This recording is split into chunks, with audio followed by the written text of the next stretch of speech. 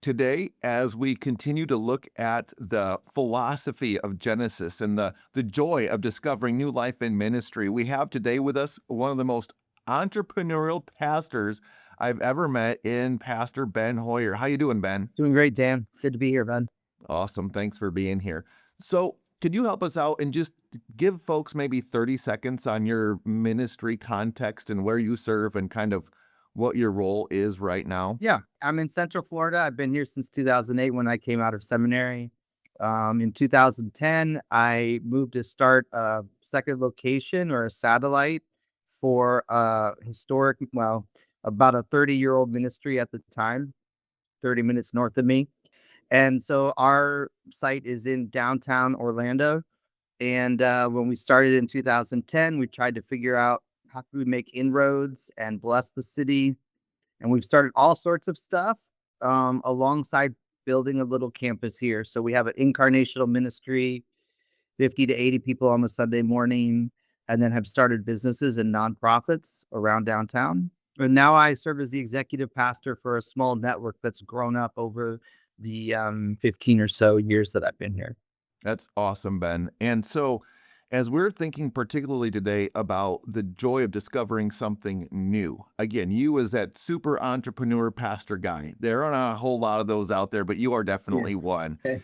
Would you mind just sharing with us a story of something new that you were able to do, and what happened when you started something new? Yeah, something new. So that's a funny question because I really like starting new things and have done it a lot, and for at least for me it feels like a lot. And so a bunch of different stories come to mind, but maybe one that's easy to grasp is when I was moving down here to Orlando from the suburbs. I knew that I needed a way to engage. The church has burned so many bridges over the years. People have preconceived notions about what it means to live under the reign of God, what a church is after when they're interested in building a relationship. And so I wanted a way to just serve the city and introduce ourselves and make friends that allowed us to build friendships without the baggage of the church. And I had a friend of a friend who was going down to Guatemala and getting this coffee from subsistence level farmers and bringing it back. And I knew that Orlando was kind of growing and ready for something interesting in coffee. I knew the upcoming generation at the time really cared about cause based work. And so I contacted that friend of a friend, asked him about the coffee project, learned about it, went down with him to visit the growers, realized it was credible, and just started figuring out, created a little brand and started offering this coffee to my friends, going to churches, tell them why they should care about the supply chain of coffee, and allowed it to be something that we could represent. That wasn't just, hey, come to our church and cut it out. Attend our church and stop doing other things or give us money. It was join us on this project to affect supply chains and make a difference in the world. That's what the story of the kingdom is about. But so often it gets mired down in behave right, look right, attend right, give right, rather than live on this adventure with God under his authority. That's really cool. So one of my favorite Bible passages as we're working and doing new things in ministry is that Isaiah 43 passage. I think it's verse 19 where God says, "Behold, I'm doing something new. Do you not perceive it?" And I see God doing new stuff all over the place, all of the time. And the reality is, even we as his people, we're sometimes blind to what is actually happening. So would you mind kind of explaining or just sharing with us with you doing this new coffee venture? Clearly, coffee is cool. I love coffee. I drink way too much coffee, as I'm sure many of us do in this room. But I think that idea that you are helping subsistence level farmers in Guatemala through your ministry, that's like real. So how do people, maybe church or not church, respond to what you're doing to help these subsistence level farmers in a different part of the world? I mean, to be totally honest, uh, most people didn't care. Like, Okay. they just I thought they would, but and my first goal was to go to churches and have them buy this coffee, and that would help me get the revenue started. But churches just wanted the cheapest coffee. They didn't want to buy our coffee.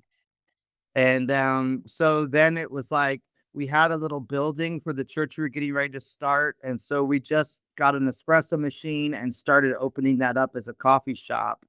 And what was interesting is like people cared about the idea of being a part of a cause. This was 2010, direct trade coffee wasn't a big thing yet. And the idea that their cup of coffee could make an impact was really intriguing. Um, and the also, like, the idea that the other people there were interested in the same thing, so it kinda built this community, and then people wanted to go there and be in that place, with those people. It was like, the best versions of church is a place to belong, reminded of who we are with the gospel, and so what I thought I would do is Hmm. try and create a place to belong and then slowly move the gospel into it, you know? That's Um, super cool. yeah. Yeah. One last question on this one before we close out. But when I went to your coffee shop, it was a pick your own price for coffee. Like, Yeah.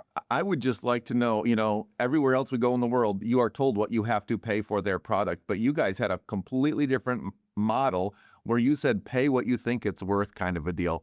What did you learn from that?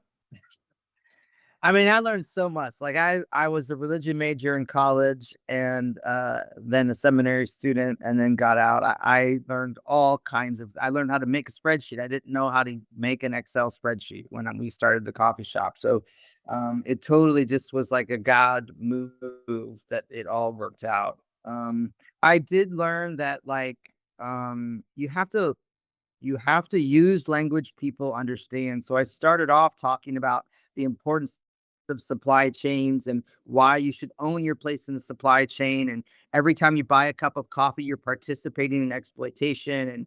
And that was like too heavy. I started to boil it down to, hey, I just believe buying a cup of coffee is a big deal. Every time you get a cup, it affects dozens of people's lives. So rather than sell you something, I want to let you decide what kind of impact you have today. And that still was too much, so then I had to give people suggested amounts, you know? So you kinda like everything takes people skills, everything gets better if you're better at reading people's eyes and language and responding and always pivoting, always iterating, so That's cool. Well, hey, I really appreciate you just kind of sharing a little bit of your experience and commend you for your entrepreneurial spirit in ministry. And it's a learning journey, isn't it? for sure, man, I was like, thinking about this coffee project and realizing like it really starts from new stuff for Christians starts easiest when you ask, who can I serve? And so for Mm. me, it was really about like wanting to believe that I had the potential to serve people. And I really loved coffee and I knew the coffee supply chain was messed up. And I didn't want to be someone who was just complicit in it. So how could I lean in and serve people at all levels? And for me, the best new ideas come when I start there. Who can I serve? Who do I care about? Whom do I love? And then see what God does through there. It's not that complicated, is it, Ben? Doesn't have to be. Yeah. No. All right. Well, hey, thank you so much again, Pastor Ben Hoyer, for being with us today. We really appreciate you sharing your experience with us. Totally, Dan. Glad to be here, bud.